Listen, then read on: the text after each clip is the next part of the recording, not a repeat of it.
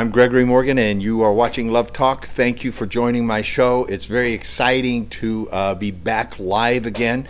We were in Toronto for a couple of weeks doing some workshops there. We did the Women Only workshop, Honor, Integrity, and Mastery workshop, and the Advanced Women Only workshop. And then we had a wonderful evening seminar as well.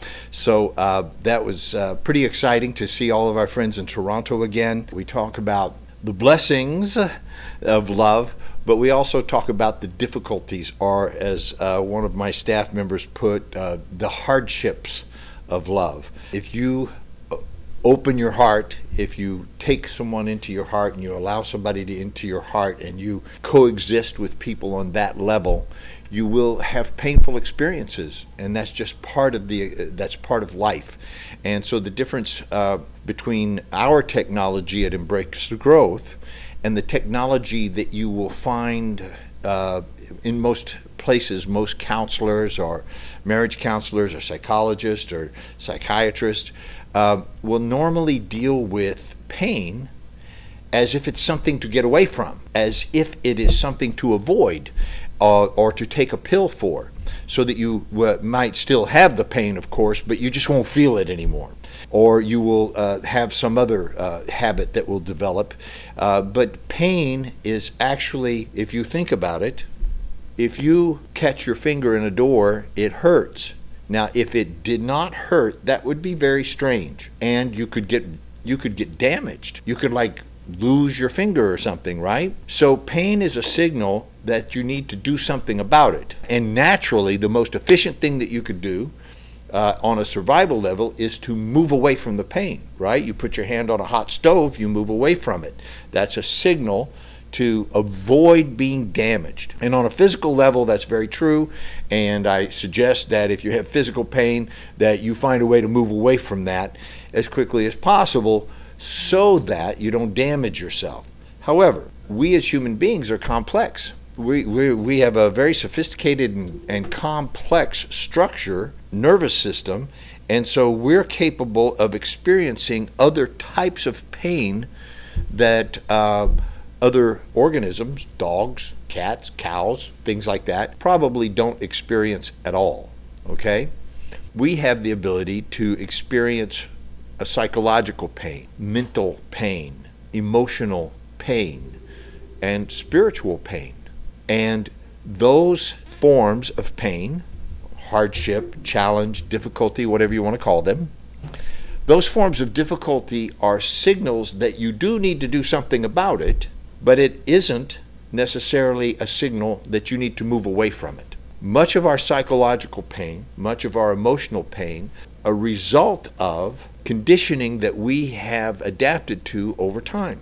Maybe as a child, you wanted, orange juice, and you go into the kitchen and you're a little kid and you say, "Mommy, I want some orange juice," and she is busy and she says, "Don't bother me right now," or "Go away," or she ignores you completely, but somehow or another you don't get your orange juice and you don't get the attention and the love and affection that you wanted at that moment.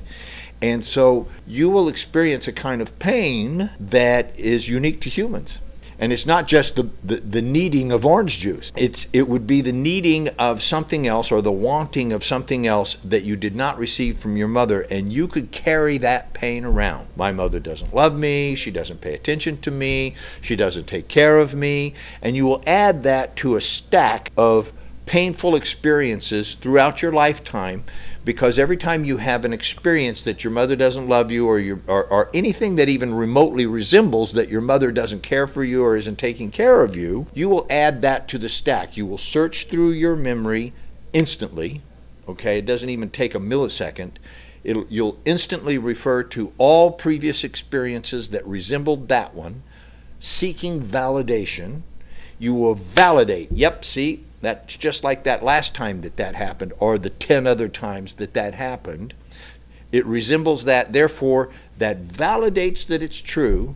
My opinion, my conditioning, my mental attitude, my psychological mindset, and ultimately my spiritual outlook on life My spiritual outlook on life is unfair and poor me, and I didn't ask to come here, and they should take care of me, and they don't, and all of those victim type attitudes and outlooks on life, which will give you a life of pain. Those attitudes, that conditioning, that self-hypnosis, that self-convincing. Now, if your mother didn't give you orange juice, does that mean she doesn't love you? No, of course not. Of course that doesn't mean that. But as a child, as a 3-year-old or a 4-year-old, you could make it mean that, you see. You could make it mean that, and you could carry that attitude forward, constantly searching for and finding evidence for what by the time you're 10 years old is a fact. It's a fact that my mother doesn't love me or care for me, or that, she doesn't give me the things that I want. And then you will develop a rebellious attitude, or you will find manipulative ways to get your mother to love you and give you the things that you want. And then later on in life, if you're a man, you might manipulate women in the same way. If that manipulation works, right? If you find a particular manipulation mode that works, you'll try it on other girls or your school teacher, or anybody that's of the opposite sex. You might try it on men and it doesn't work, so you go, okay, that doesn't work with those guys, so you'll try something else. And you'll develop personality traits designed to get you what you think you want, which is love and affection and acknowledgement and feeling taken care of and all of that stuff, and then carry that forward into life, into your relationships. Can you imagine when a guy's 40, 45 years old and he meets a woman that he loves and he's trying to get her to treat him like his mother? How painful, how many painful experiences can you generate from that type of a mental attitude? So when I talk about the hardships of love, most of those hardships are brought on by ourselves. And they're brought on by a type of mental conditioning that we have that is caused in the origins, at the beginning, at the basis of it, was basically to have you survive. Is ultimately to have you survive, and have your heart keep beating and your lungs keep breathing. I mean, it was basically very primitive and rudimentary programming developed by a primitive brain designed to get you what you need to survive. Later, as we as human beings became more sophisticated, we began to project ourselves onto other things and other people and other circumstances. So now when your mother says, no, you can't have orange juice, you don't hear, no, you can't have orange juice. You hear, I don't love you. You hear, all is lost. You hear something other than no orange juice, right? I just laughed because I thought, what if somebody's just joining this show and they think I'm doing a show about orange juice? By the way, this is not orange juice. I started off to tell you the difference, if you will, between the approach that we take at Embrace Growth and the basis of the foundation of our technology, which is reflected in the name Embrace Growth. Okay? And that is that the challenges that you have in life, the mental, emotional, psychological, spiritual challenges that you experience that could be painful for you, we say don't avoid those. Actually move towards those things which cause you pain and embrace them. Now, I'm not saying go out and look for trouble and try to find painful situations. I'm saying that as you move through life, painful situations will come up. Now, some of these painful situations may be caused of your complete lack by your lack of integrity. That's okay. Your lack of integrity will definitely cause you to have painful experiences in your life.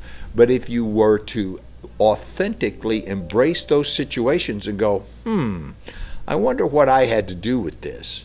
How can I look at this situation in such a way that it will not only resolve this situation, in other words, resolve the painful situation or the challenge, but make sure that that doesn't come around anymore. In other words, most of us have repetitive situations. For many of you, your current relationship looks a whole lot like 2 or 3 other relationships you've had in the past. You keep having the same painful situations over and over again. Different people, different circumstances, same relationship, same stuff, same unresolved issues. So everything that you'll find in our seminars, workshops, books, CDs, DVDs, private sessions, everything that's at the basis of Embrace Growth is we'll have you to actually face that. Everybody's afraid to face the truth about themselves because everybody has something that I call the big ugly, okay? You have something that you consider as big and ugly about you and that you don't want anybody to know about. You don't even want to admit to yourself. You want to pretend it's not there, and you will build an entire personality and social structure and clothing and careers and everything based on making sure nobody ever finds out this ugly thing about you. And then when you finally face this thing and deal with it for what it really is, you find out that, well, God, I could have done that 20 years ago or 30 years ago or 40 years or a lifetime ago. I could have maybe not wasted my life trying to hide from myself and everybody else and just been authentic with myself from the very beginning. And maybe I should forgive myself for doing that and move on with my life and have the ability to face whatever is confronting in my life. Just face it. Actually deal with it. And at Embrace Growth, you know, obviously we don't just say, oh, go deal with your life. We give you the tools. We give you the communication skills. We give you the ability to look within yourself. Now, you've always had that ability, so it's inauthentic of me to say we give you. We don't give you anything. We point you in the direction of something that you've already had. What if you were to discover that you had a hidden treasure of resources within yourself, the ability to communicate with anybody about any circumstance at any time and to get things resolved? What if you had that ability within you already? I say you do, and you just don't know it yet. You haven't discovered it.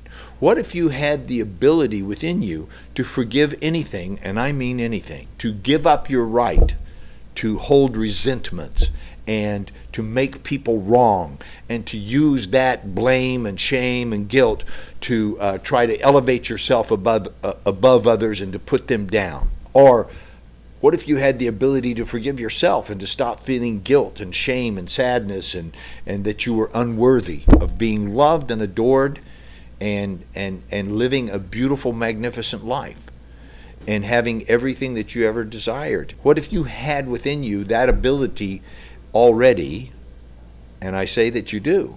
And there were layers of considerations, thoughts, opinions, filters that had been imposed upon you by your religion, by your parental upbringing, by the society in which you lived, even by the language that you speak, which uses certain words that are convincer words that have neuralistically programmed you with language so that you actually take things for granted as being true that aren't even true. What if all of that you were able to see, and not only were you able to see that, but you were able to let go of those habits and conditionings and well-being and ways of being in not only letting them go, but in a very short period of time? What if you have been carrying around with you a heavy load of things that were keeping you from being turned on and excited and lit up and excited about life, and you were able to put those things down and go, I don't ever have to pick those up again. I never have to pick up those heavy considerations, guilt feelings, all that stuff ever again. You're free to. We don't take away your ability to feel guilty or to feel bad. We just give you a circumstance. We create a circumstance in which you are able to, in a very, it may not seem quick when you're in a workshop for 3 days. It may seem like, man, this thing's going on and on. But compared to 30 or 40 years of your life being lost and maybe a couple of divorces and losing the respect of your family and your children and your community, or losing a house or two and all your finances, compared to that, it's a very short period of time. So in a 2 or 3 day workshop, if you were able to let go of a lifetime of conditioning and look out into your future and see a lifetime of possibility where you were actually free to choose the kind of life you had, would that be something that would be worth 2 or 3 days of your life? Would that be something that you would be willing to invest something in, your time, your money, and energy in? If you could give that away. Well, we say at Embrace Growth that we've been doing this for the last 15 years now, and we've done it with thousands of people, and the results have been astounding over and over and over again. So in a predictable, almost certain way, we're able to produce an environment with our wonderful staff and assistants around the world in you know, the best venues that we can find, and create a workshop atmosphere in which it is safe for you to actually challenge those things about yourself that you've always wanted to hide, and get down to what I call the big ugly, and then you find out, so what? Everybody's got that. Everybody's got one of those. You know, yours is, you know, you think, oh, mine's so special. No, nobody's ever had this happen to them. My, you know, horrible thing that I don't want anyone to know about. I can tell you from dealing with thousands and thousands of people that basically I've never met somebody that didn't have something that they were holding on to that was keeping them in a state of mind that is limiting them, and that's surrounded by some kind of withholding. When you uncover what are you withholding about, it's because they feel ashamed, or they feel afraid, or they feel like nobody could trust them, or they feel unloved, or they feel unworthy. And I can pretty much guarantee you that every person I've ever met has one or all of those things going on with them. And so it's like, well, I feel it's like if you met someone new and you want, and they, you know, you have this feeling of love and admiration and excitement, and you want to you know, get into their life and have them come into your life. And so you sit down and you start to communicate with them, and you start to feel this affection and this affinity. But in the back room, behind all of the facade and the social makeup that you put on, there's this conversation going on like, I hope they never find out who I really am. I hope they never, I'm never going to tell them about this. No matter what, I'll never give this up, or I'll never share this. Or so there's a part of you that you hold within yourself that you never let anybody touch, and that keeps you alone and isolated. And eventually it shows up in every marriage. It shows up in every relationship, especially when there's intimacy involved, when there's sexual relationships involved, which I hope for you there is. I hope every one of you are having great sexual relationships with the person that you love, and that it is satisfying and fulfilling and intimate. Now, if it's not, it's because there's something the one or both of you are holding back and afraid to share and to participate in. So the work that we do at Embrace Growth is to assist you in living the fullest, most fully expressed life that you possibly can, and sharing that with others because you can, because you have the ability to, because it would be a shame not to, and nothing can hold you back.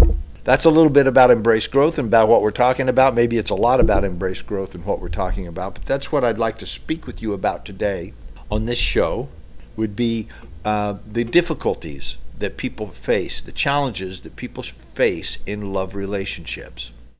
A man of character, responsibility, and resourcefulness. Become that man and join us on the journey towards manhood, finding a better person within.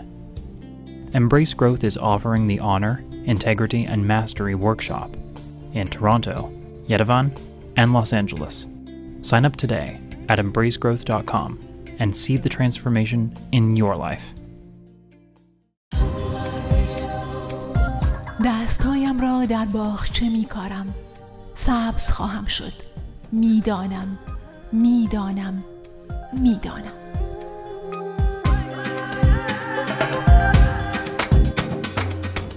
تولدی دیگر. نمایشگاه نقاشی‌های مجله حبیبی به یاد فروغ فرخزاد. گوشواری به دو گوشم می آویزم از دو گیلاس سرخ همزاد و به ناخنهایم برگ گل کوکب می چسبانم. شنبه 10 و یکشنبه 11 فوریه 4 تا 8 بعد از ظهر در بلو 7 گالری 3129 پیکو بولوارد در شهر سانتا مونیکا. 818 486 76 19. در کارگاه‌های آموزشی بانوان به رهبری دکتر آزیتا سایان با دستیابی به اهمیت و ارزش واقعی خود، قدرت زنانگی و آرامش خود را بازیابید. محیطی مناسب و هیجان انگیز برای رشد و شکوفایی عشق، ازدواج و خانواده خلق کنید. زنی شاد باشید، قلب مردان را بشناسید و آنها را درک کنید. کارگاه آموزشی بانوان، اروپا، 20 تا 22 آپریل. برای ثبت نام با تخفیف ویژه پاییزی با شماره 310 460 2600 تماس بگیرید.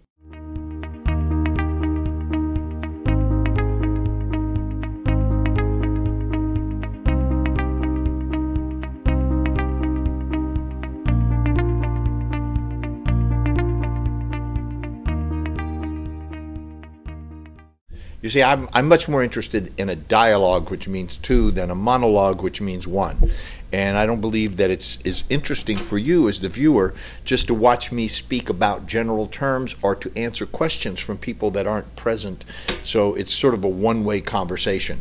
I would much rather have a conversation with you regarding no, that's not a video to show, regarding the things that are going on in your life. So in the meantime, I will answer questions about what's going on in some other people's lives, and you'll be able to map onto your own life some of these answers so that it maybe will make sense to you. Some of these things may or may not be things that you're concerned about. So the first one is, I am a 30-year-old, I'm assuming it's a woman because she says, my boyfriend, I'm a 30-year-old studying PhD. My boyfriend is 34 years old and has only a diploma. I suppose that means high school. He has a successful business. We're getting married next year after I graduate. Would this difference in our level of education cause a problem later on? I would say only if you cause a problem. You know, the marriage isn't about your degree or your diploma or your status in life. However, for women, marriage is a status thing, okay, more than it is for men. When we think of a man, think of it this way. When we think of a man, we don't think about, is he a married man or a single man, unless you're looking for a mate. But when we think of a woman as being single or married, that is a different status in life that we associate with a woman. A married woman somehow is imbued by society. It's not my choosing. So yeah, don't shoot the messenger, but society views a married woman as a different status than a single woman. Now you know that and I know that. For women, marriage is a status change, and so she normally, I'll say normally, traditionally is what I meant to say. Traditionally, a woman would marry a man of higher status, okay, and would gain status, or she would be looking for a man with equal or higher status than herself as a means of raising her own status in the eyes of society or culture or her family. Education, financial status, all of those things are taken into consideration much more. So as a PhD, you will outrank him. Your PhD outranks his diploma, if you will. Okay? It is a higher status of education. Now, certainly that's not a problem for me because I wouldn't consider somebody to be married because of their status, you see? I would think that if people are going to marry, there's a couple of things that you would certainly want to take into consideration. Financial ability, and that has nothing to do with your education as far as I can tell. Okay, I know people with PhDs who can't keep a job, or who are literally working for others their entire life. And then I know an abundance of people who do not have PhDs. I'm one of them, who employ people who have PhDs. Okay, so I don't think that you know, my own life is a good example for me, anyhow, good enough example for me to say that your level of education, you know, at least your level of academic education, does not necessarily determine your status in life. It's who you are and what you do with your life that matters. And so I would imagine that if you're marrying this man, it's because you have something in common with him that you want to embrace and have in your life. I would hope that it's because you love him and that he is a good and loyal and honorable man that can provide for himself and others, and meaning you and any children that you might have. That's what matters. You know, when you know, and that you don't sort of lord your higher education over his head and use it to make him feel or to try to make him feel inferior. A man who's self-possessed would not be intimidated by somebody's education anyhow. Okay? If he knows who he is and what he's doing, and he's good at something, and he's mastering his life, and he's a very capable man, then he's self-determined. And you know, you can have 5 PhDs and that'd be fine with him. It doesn't threaten who he is. However, it might bother you. So again, the short answer to your question is, it's not going to be a problem unless you make it one. Now, we have a caller on the line. I'll take that call. Hello, this is Gregory, and you are live on the air. Hello, Mr. Morgan. Thank you very much for all your interesting programs. Thank you. You're welcome. Thank you for all your interesting programs. I've learned a lot. You and your wife. I'm talking about my son. I would like to talk about... okay, you have a 16-year-old son. 16, yes. He's going to be 16 soon. And he's just finished his exams. And I quite liked him to enter to some kind of a scheme that in Europe they started. It's similar to what they do in America with teenagers, to take them to some sport activities, some making them independent and charity works.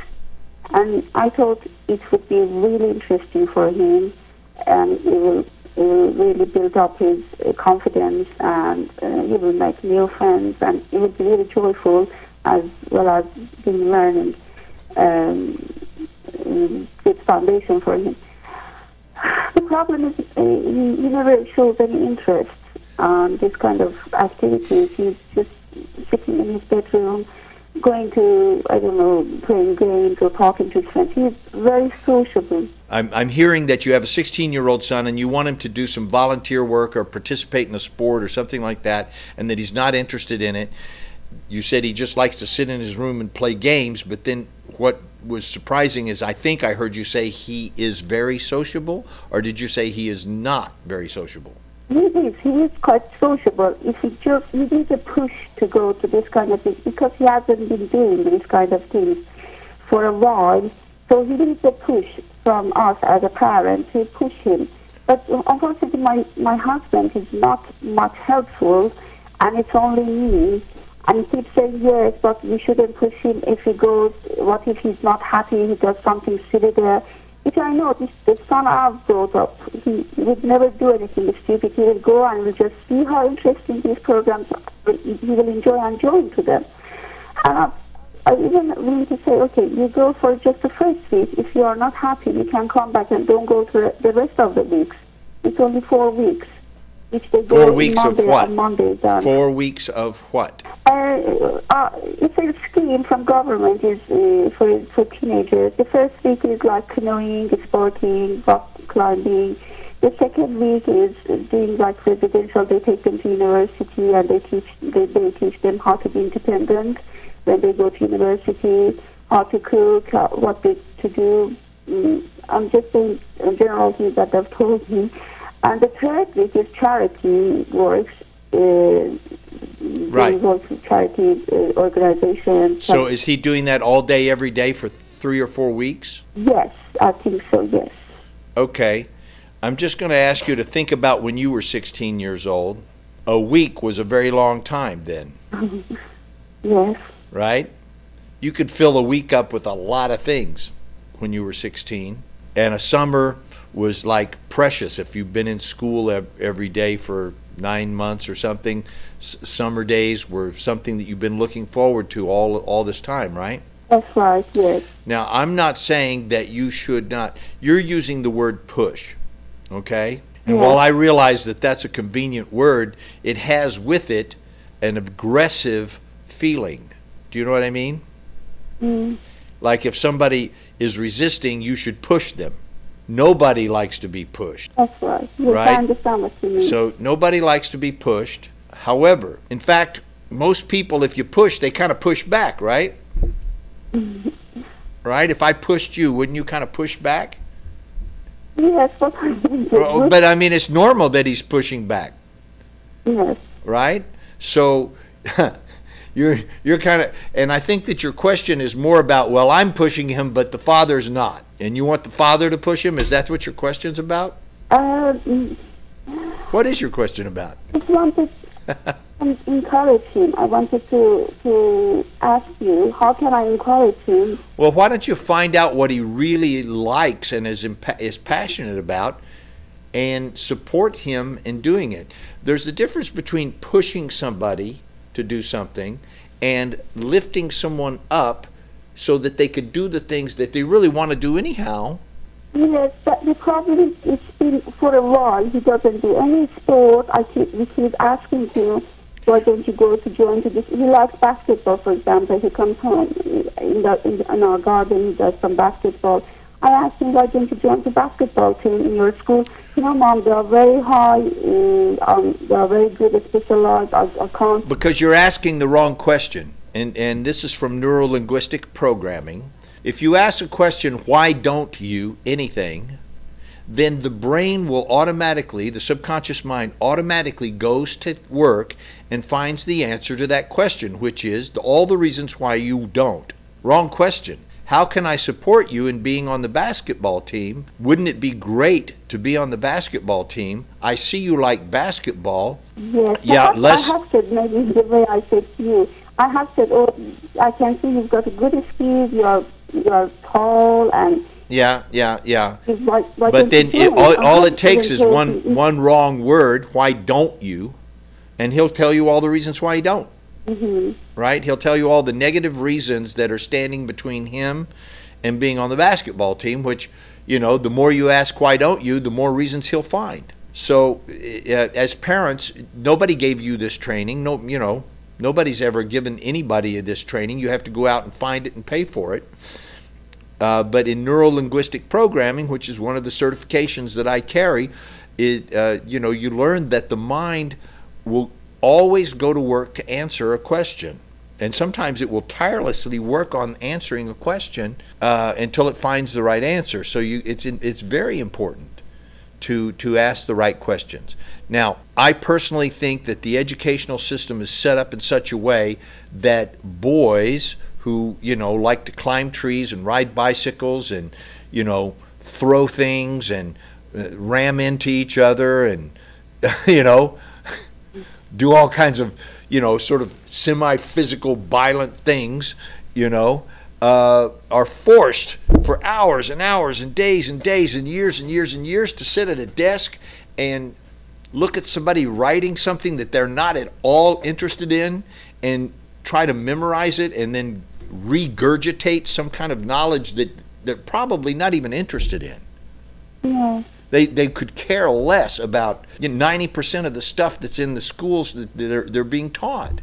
They need to read, write, and do arithmetic, and if they're passionate about one of those things, learn some, you know, literature and some things like that. I'm not saying that education's not good. I'm saying the way that it's delivered is not healthy for boys. If you look at the statistics of children on Ritalin, okay, that are diagnosed as being attention deficit disorder, you will find that about 85 to 90% of them are boys. Why? Because the educational system is not adapted to the male brain.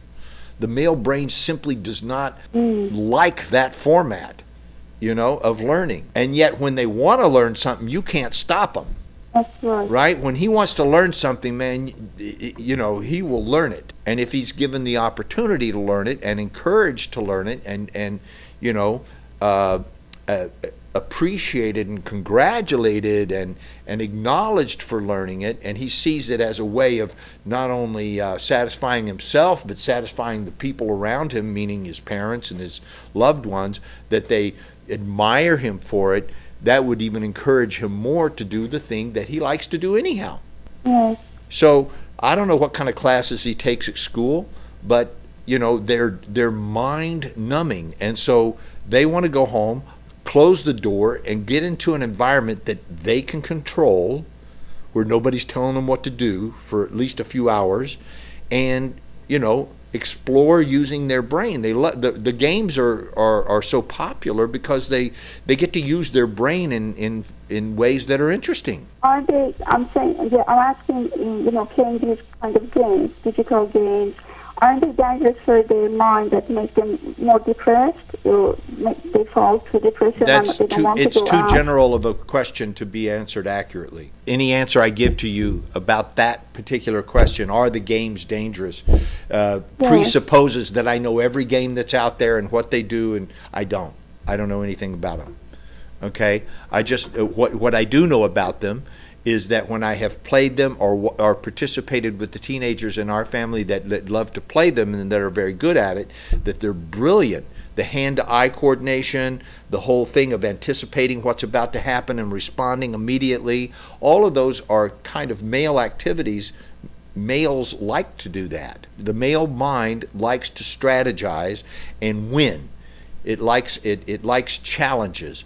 You know, men like to put some kind of projectile into some small space, right? A basket into a ball into a basket, or a puck into a net or something, right? They love the challenge of that. Or shoot at a target and hit it.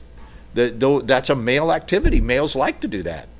Yes, but exactly. He's doing all this without leaving his room, without feeling that he needs to do sport to do. Well, I would rather he do sports too, but he's got to want to do it.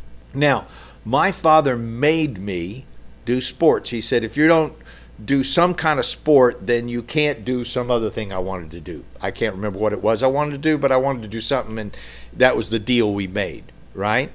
So I did wrestling, I did baseball, I did football. I tried all these various sports, and I was pretty good at, you know, I won a state championship in wrestling.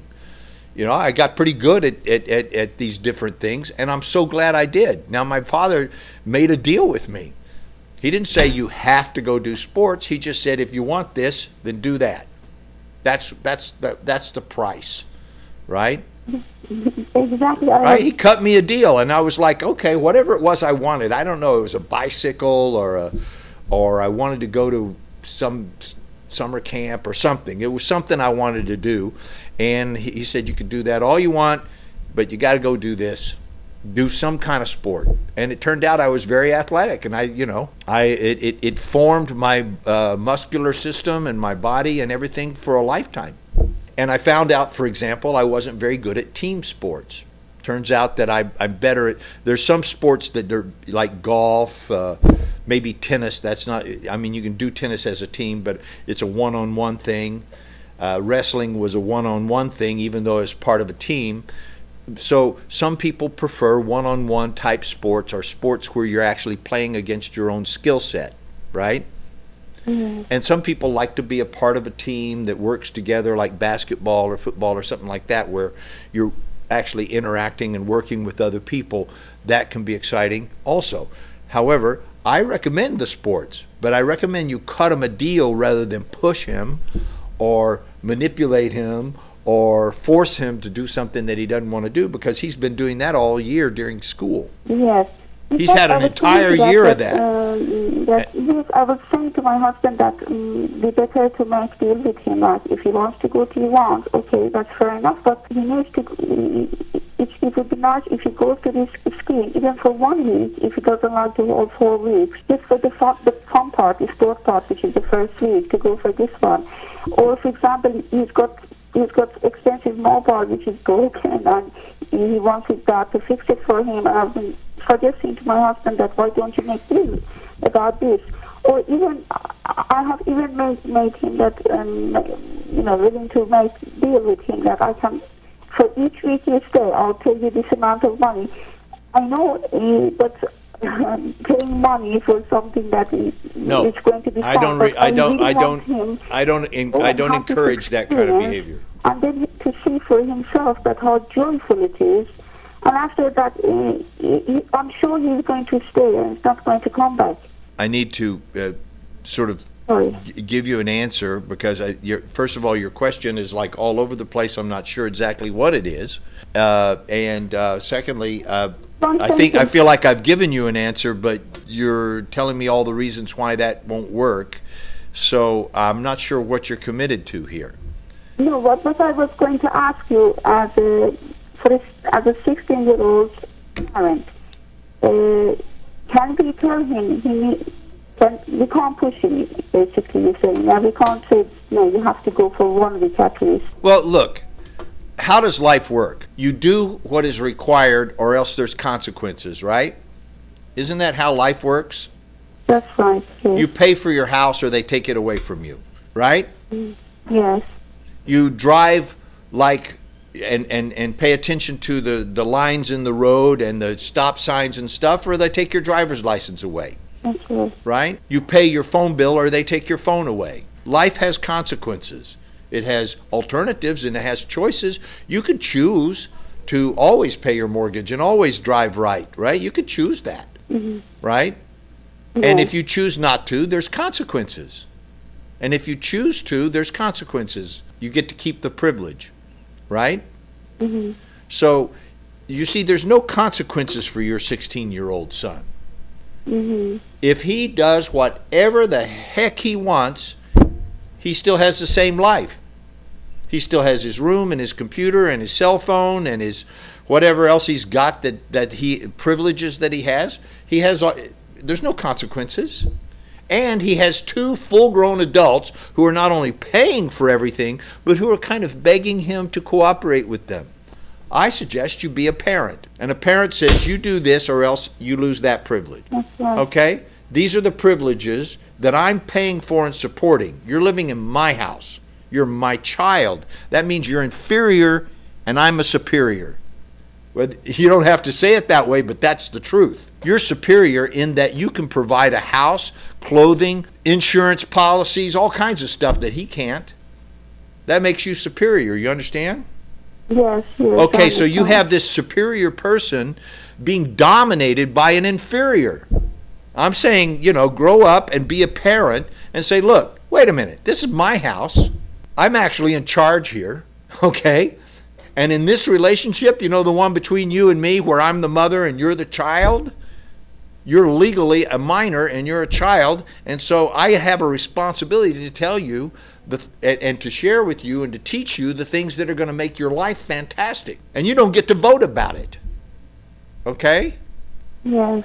It's going to go this way, and if you don't like it, that's okay. I hope you do. I would prefer it if you like it, but if you don't like it, too bad. It's part of growing up. I had to do things that I didn't like when I grew up, didn't you? That's right. Yes, did your parents tell you if you didn't want to do it, that's okay, we'll pay for it anyhow? No, not really. Yes, no, if I said I want to take swim lessons because I want to be a very good swimmer, I could already swim, but I wanted to be an excellent swimmer. I liked swimming, and I saw other kids that could do things I couldn't. I wanted to learn how to do it. I didn't get to, after a week or 2 of swim lessons, say, I didn't like it that much, I don't want to go. No, get your butt over there, and you finish them, and you become a good swimmer. And thank God they did that, because now, if I needed to, I could swim a mile or 2, okay? Yeah. And I got 10 different ways I could do it, okay? And that kind of thing doesn't leave you. you know what I'm saying? That's They right. gave me a gift by making me do something even though I didn't really feel like it halfway through it, Exactly. right? My dad said, you're going to play baseball. I don't like baseball. Well, then play football. Anyhow, he gave me things to do, and some of them were hard, and some of them I was better at than others, right? Yeah. I found that I could hit a baseball out of the park. Who knew, right? Right? Yeah. I was never very good at getting the ball in the basket. I just wasn't good at that. They said you should play football because you're knocking into everybody all the time. When I play basketball, everybody falls down, and then I can get the ball in the basket. He needs to. The only way he's going to find out what he's good at and what he's passionate about is by being challenged. And if his biggest challenge is on a computer screen that he can manipulate with his thumbs, then guess what? Life doesn't work like that, does it? Yes, exactly. But unfortunately, all these you're saying, Mr. Morgan, I've been saying to my husband that all these privileges that we've given him, you have to take it away. So he understands that he can't just sit down in his bedroom and do whatever he likes. Okay, and your husband's not okay with taking away the privileges? Too soft. And when our son is crying or, getting depressed and not doing anything, my husband starts worrying at all. He's falling into. In fact, he has already fallen into depression, my son. Well, your husband is raising a wimp. Do you know what I mean by a wimp? Somebody that is not manly, somebody that will not grow up to be a man but will always be dependent on a woman. Yes, unfortunately, Okay. but I'm worried. He's going to become dependent on women to provide for him and to give him the things that he needs, sexually, mentally, emotionally, spiritually, and probably financially. And then when he's around men, he's going to avoid manly men and only be around men that are like him, kind of wimpy. And then if he's ever challenged by a man, he won't have the wherewithal to stand up to him. Yeah. And he'll probably need his wife or his mother to go take care of the situation. So I'm telling you, you're raising a wimp. If you don't tell young men, show them a way to become a man and give them an opportunity to, they will be raised, instead of by a man, they'll be raised by their peers. They'll be raised by other boys like them who will keep them in their childhood. Look around you. How many men that you see that are in their 40s or even 50s now who are still dressing and acting like kids? Mm-hmm. Go to any grocery store, anywhere you go, you'll see adult men looking, acting like, and dressing like kids. And many of them are raising children. And guess who's going to be in charge when you and I are too old to make any difference? People that can't even spell your name. Okay? People that don't have enough wherewithal to even figure out any normal problem because they've been taken care of by adults who kept them as children. I suggest that you and your husband actually get some therapy, okay? Because he needs to start being a father. He's trying to be like a peer to his son, it sounds like to me. What's that? You mean friends? Well, yeah. Our first relationship, I'll do it very briefly. Our first relationship in life is an inferior to superiors. When you're first born and throughout your childhood, everyone is superior to you. They have mental abilities, physical abilities, all kinds of abilities that you don't have. So you're depending on them to show you how to be an adult like them, right? Yes. Yeah, you need them to show you how to walk, how to talk, how to feed yourself, how to dress yourself, how to drive a car, how to keep a bank account, how to work and make money. All of those things, you need the superiors to show you how to do that, right? So that's why there's special laws and considerations for children under a certain age because their brain isn't developed yet. Yeah, well, his brain isn't developed yet. He's a child. And his brain won't be developed until he's about 25 or 26 years old, by the way. People think that because you're 18, you're an adult. Your brain's still formulating until you're about somewhere between 23 to 27 years old. Towards the latter for males, female brains develop more quickly. It's usually around 22, 23 years old. Their brain is fully developed, okay? Biologically call them adult, okay? So he's not going to be an adult for a long time, and who is he depending on to show him how to be a man? Exactly. Right? Now, the good thing about having a coach, like on a basketball team, a football team, a wrestling team, any of those kind of teams, is that I got a lot of teaching from the men who were coaching those teams. Aside from the training that I got from my own father, which thank God he was very good at teaching me to be responsible and, you know, to take care of the things that I needed to take care of in life. I could pretty much do a lot of things when I was a kid already because my father would teach me, right? Yes. And every time I needed something or I wanted something, whether it was a bicycle or you know, it was usually a bicycle or a BB gun or something that a kid would want, right? Aside from whatever I would manage to score on Christmas, you know, if I wanted something special, he'd say, okay, so wash the car, or, you know, paint the back porch, or do something, you know, and earn it. You know, my dad would pay me $5 if I could do 50 push-ups. By the time I was 10 years old, I could do 50 push-ups. I had muscles, you know, and I thank him for that. That's right, exactly. That's You what know? I was thinking. That You know, now I bet you if your kid says, Dad, I need $100, he probably just gives it to him. yes, he just gives him. He'd just get in his pocket and give it to him, right, for nothing. I can't tell you how to manage your husband because he needs to manage himself. But you need to, if you're the mom and you're the adult around there, and you need to impose consequences. And if there's no consequences for his either bad behavior or lack of positive behavior, which is the same thing in my book, right? Mm. It's not bad behavior to sit in your bedroom and play video games. I couldn't classify that as bad behavior, but it's not good behavior. It's all day, and it's going to be all summer. That's the it's problem. brain It's all numbing. depression. Yeah. Doing all summer these things, or all holiday time. Yeah. So he needs to get outside. He needs to have physical activities. Boys need physical activities, especially at that age. And I'll tell you why. If you do not channel, do you know what I mean by channel? Focus the aggressive male sexual energy, it becomes toxic to society, toxic to your family. You know, it's just a question of time before they start having temper tantrums or doing weird things that are unusual or being sexually promiscuous or some other way. Males, when they start to get a lot of testosterone between the ages of really 15 and 19, those are really, as human beings go, those are some of the most dangerous human beings on the planet. Mm. Think about it. Who do they send out into the battlefield? My God, yeah. Young males at that age, right? Because they can be very aggressive and very, very violent.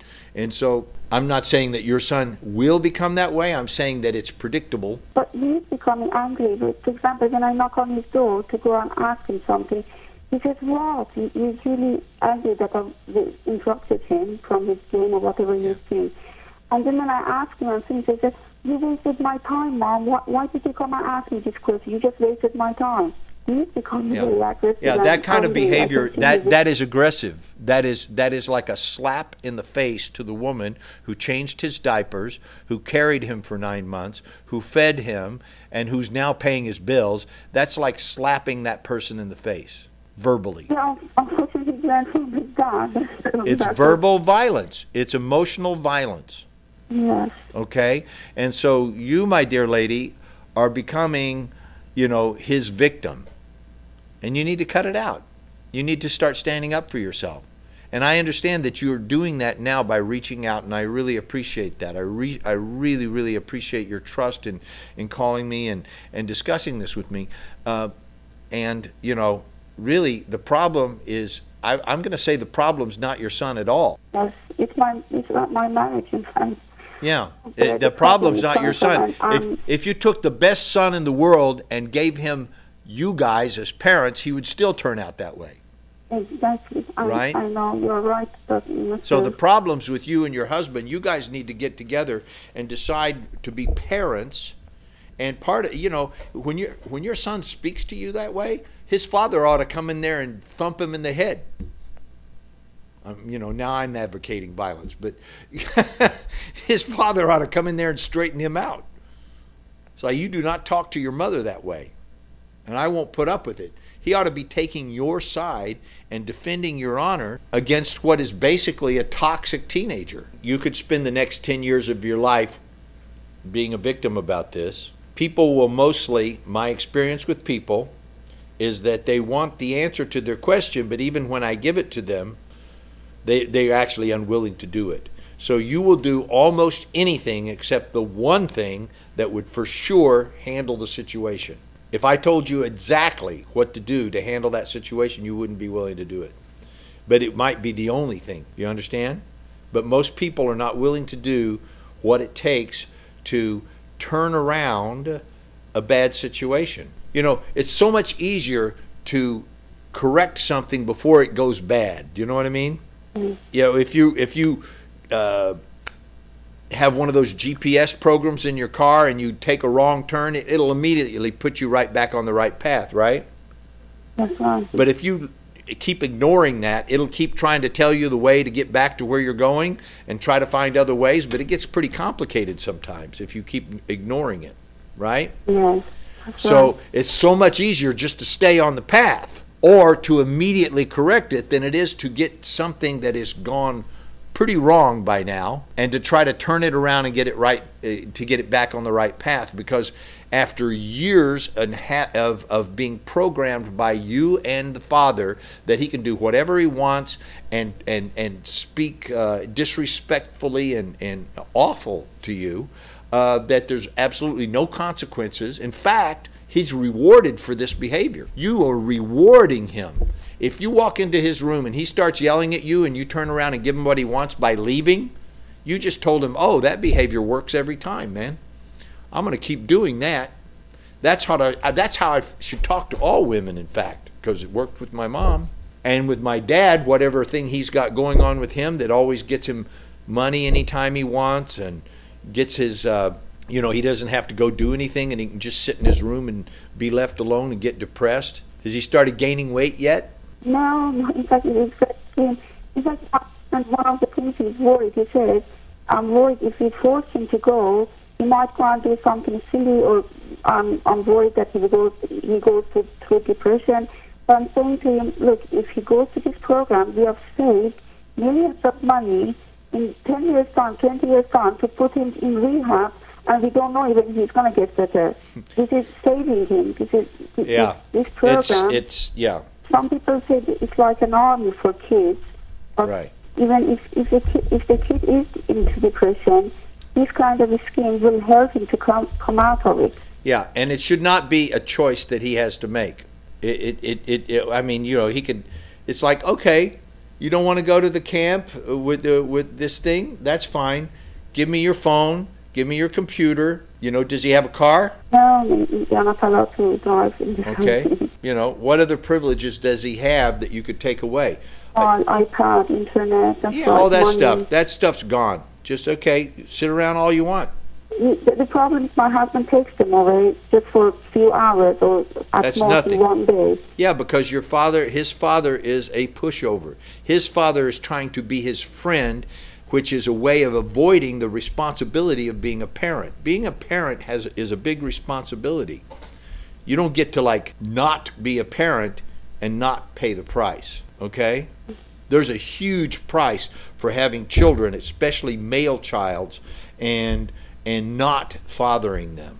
Huge cost to society, to the family, and to the man himself who never becomes a man. That's the worst cost, is to watch your son be a wimp all of his life and be codependent with women and go from one to the other and finally, seek out some kind of comfort through drugs, alcohol, gambling, porn, all the stuff that men do to try to feel manly about themselves when they know they're not men and they don't know how to be because their fathers didn't teach them. His father came here when he was very young, 18. He's getting his own. I don't really care why his father's being the way he's being. He needs to man up and be a father. He doesn't get to avoid that responsibility. He has a responsibility not only to that boy, but to society. What, do we need another man boy running around? Do you know how much trouble they cause? Yeah. When you go to your car at night and you're looking over your shoulder and you're worried about something when you're in a parking lot, are you worried about manly married men? No, that's who would save you if you got in trouble. Are you worried about women? No, you're not. You're worried about toxic boys. That's fine. If anybody's going to harm you, it's going to be a toxic boy, okay? Yes. That's what our prisons are full of, boys that did not have an upbringing by their fathers. That's what like I said, in the schools, giving kids Ritalin, which is a gateway drug to others. It's a gateway drug because it tells you that in order to feel better, there's something wrong with me. So in order to feel better, I have to have a drug. Exactly. That's what you're teaching them. Oh, it's okay. You just take this drug and you'll feel better. Think about these negative things. Stop listening to these programs to learn about this and that about teenagers. You don't just take this serious. You think about having anxiety. I tell you what I'm going to do. I'm going to make a video of this particular show, and I'm going to put it on YouTube, so watch for it. Okay? In fact, I was going to ask you, how can I find tonight's program in YouTube? Is it the day? Trainer 749. Trainer, Trainer 749. That's my channel on YouTube. Also, Gregory Morgan. You can just search Gregory Morgan on YouTube, and I have a channel called Gregory Morgan. In YouTube, you mean? Yep, and you can search Embrace Growth. You'll find videos on Embrace Growth too. But if you search Gregory Morgan Embrace Growth, you'll find a whole bunch of videos. Okay? Yes. And I'm going to put this one on there too. Oh, that's good. Okay? Morgan. Thanks a lot. Thank you very much for your... Yeah, thank you. Thank you for your trust, and let me know how this turns out, okay? Oh, thank you very much. I appreciate it a lot. Okay. Good day. Bye-bye. All right, ladies and gentlemen. Well, that's pretty much wraps up this show. We're out of time. Thank you for watching, and I will be back here again next week on Love Talk.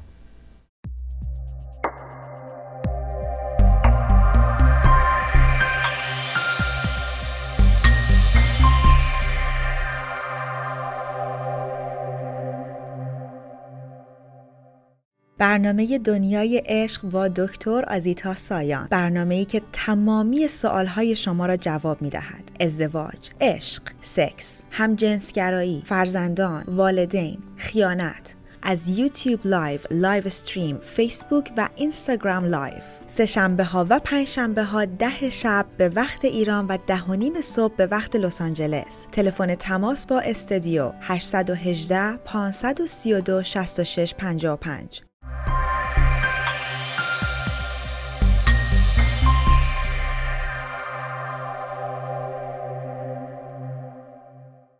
Welcome to the Embrace Growth app. There's a new way to communicate and join in.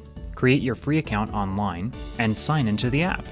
Manage your profile on the go and choose between English or Farsi. Register for events and schedule appointments more easily than ever. Stream audio, video, and download books all over Wi-Fi or cellular. Sign up for workshops and seminars right on your phone.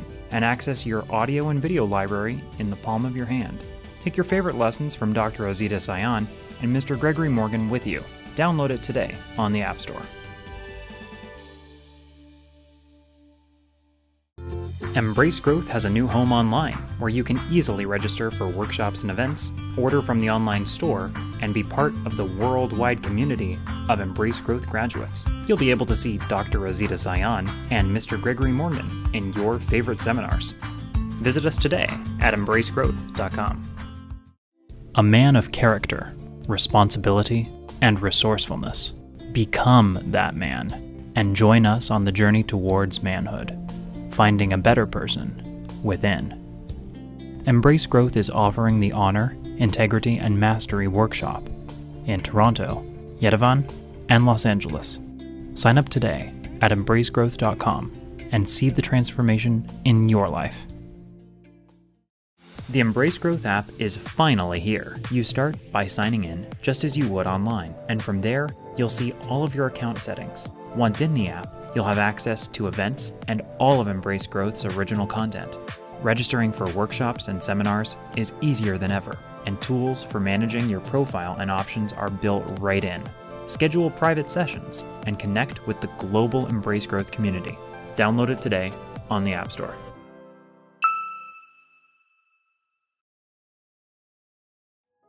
a haven for the weary soul, a source of inspiration and community, redesigned to bring you meaningful experiences and unforgettable events.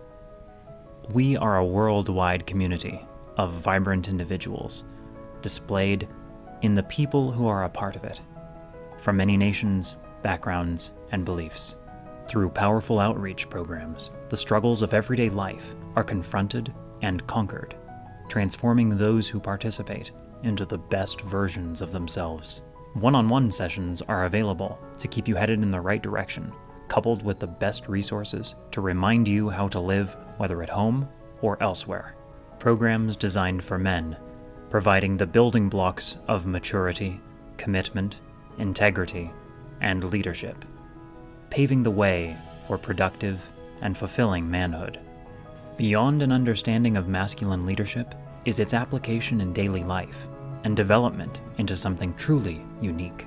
Exclusive training for women, encouraging growth and empowerment through an acceptance of their true identities, redefining interactions, and changing the viewpoint through which life is seen. Embracing the woman within and accessing facets of your personality hidden beneath the surface. Showing our youth the value of integrity and reliability by creating an indwelling desire to succeed with honor, basing the future on a solid foundation of ideals that will guide them through life, leading by example, and showing others how to clearly convey their thoughts in a compelling way, creating a culture of mature leaders who can help others achieve self-confidence and their goals. Real people and real lives are changed for the better. With every event, more are touched and come to an understanding of their place in this world and their community. Embrace Growth is run by a passionate team and led by the diligence and inspiration of Dr. Azita Sayan and Mr. Gregory Morgan, who consistently teach life lessons based on what works, rather than the passing fads of the times.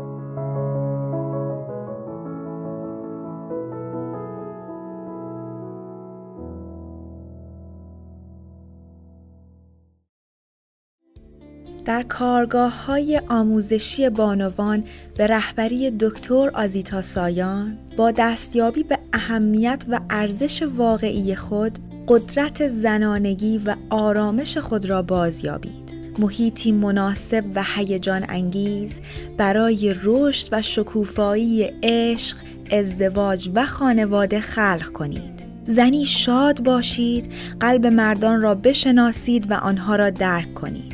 کارگاه آموزشی بانوان، اروپا، 20 تا 22 آپریل. برای ثبت نام با تخفیف ویژه پاییزی با شماره 310 460 2600 تماس بگیرید. دستهایم را در باغچه می کارم. سبز خواهم شد. میدانم.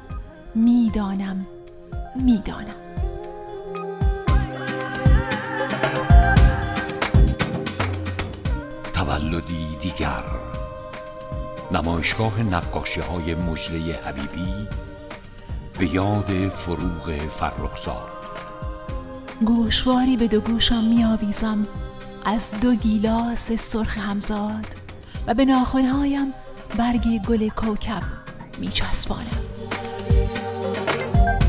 شنبه 10 و یکشنبه 11 فوریه 4 تا 8 بعد از ظهر در بلو 7 گالری 3129 پیکو بولوارد در شهر سانتا مونیکا. 818 486 76 19.